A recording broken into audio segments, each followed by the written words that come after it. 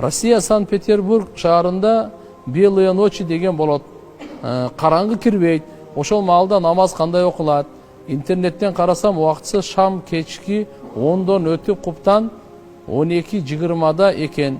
Бирок толук түн кирбейт. Кайра эле багымдат 2:30-дан 3-тө болот. Эртеси жумушка чыкканда абдан кыйналасың.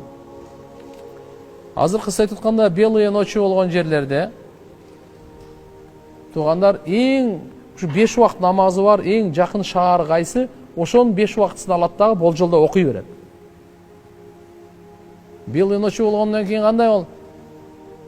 6 ай түн, 6 ай күн да аларда. 3 ай бол. Мейли 3 ай күн болсун, же 3 ай түнбү?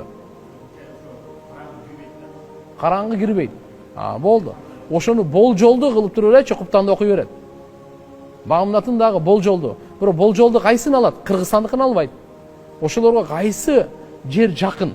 Картадан караш керек да? Кайсы жерде жакын ушу 5 убакыт намазы бар. Бул Россия Санкт-Петербург дейби? Андай болсо Санкт-Петербург деги Москвага жакын эле. Москваныкын алып туруп ошо менен болжолдо окуй берет.